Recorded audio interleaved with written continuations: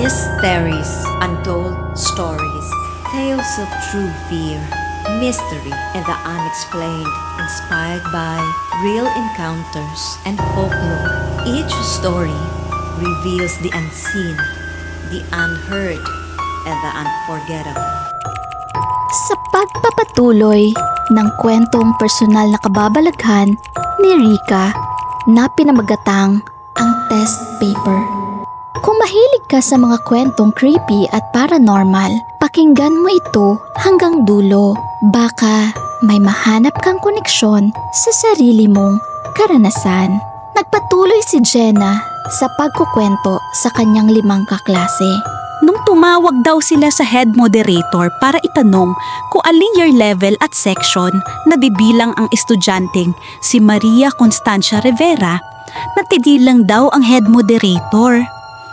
Tinanong daw sila kung bakit na itanong at saka naman daw in-explain ng mga teacher ang dahilan. At doon na nagkagulo sa takot ang mga teachers dahil napag-alaman nila na ang pangalan na yun ay dating estudyante ng paaralan.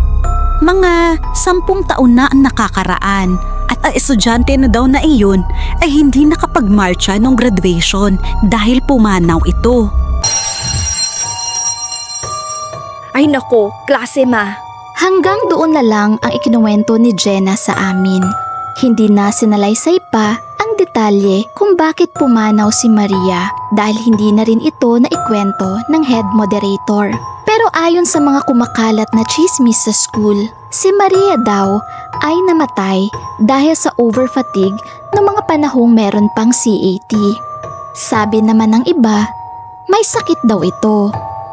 Pero ang pinaka-intense na chismis sa lahat ay sinabi na si Maria daw ay nagbigti sa century-old na puno sa loob ng school campus namin dahil nabuntis ito at pinahiya sa school. Hindi rin daw ito pinanagutan ng nakabuntis sa kanya, kaya sa sobrang sama ng loob, nagawa nito ang hindi inaasahan. Ang kwento na iyon tungkol kay Maria ay pinagtibay pa ng mga kwento ng iba na sinasabing nakakita daw ng multo ng buntis na babae na pagala-gala dun sa lumang gusali ng school at umiiyak daw ito. Kung saan nandun din ang isa sa mga century-old na Nara tree. Pero ang personal ko na karanasan noong mga huling linggo ng class suspension ng night school ay yung panahon na gumagawa ako ng assignment sa isang gazebo sa aming school.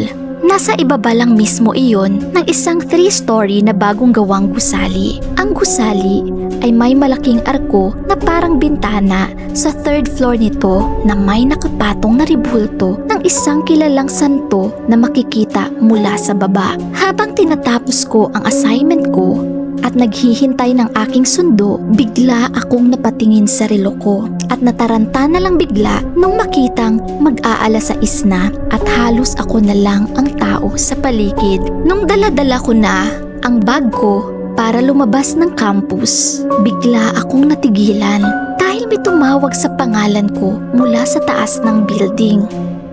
Rika! Rika Rieto! Kaya tumigil ako sa paglalakad ng mabilis at tumingala. At doon ko nakita ang ribulto sa 3rd floor na umikot ang ulo payuko na tumingin sa akin at ngungiting nakakatakot. Habang inaalala ko ang pangyayaring iyon, tumitindig na naman ang balahibo ko. Nakakatakot ang nakita ko. Pero sana, guni-guni ko lang iyon. Graduate ako sa school na iyon nang hindi na muli pang nakaranas ng kababalaghan pa at di ko na rin nakumpirma pa ang totoong kwento sa likod ng pagkamatay ni Maria at nanatili na lamang isang campus legend ito sa mga batchmates ko. Ikaw, meron ka rin bang karanasang kababalaghan sa eskwelahan ninyo? Ibahagi sa comment section. Malay mo, minsan ka nang nagkaroon ng seatmate na hindi nakikita ng ibang classmates mo.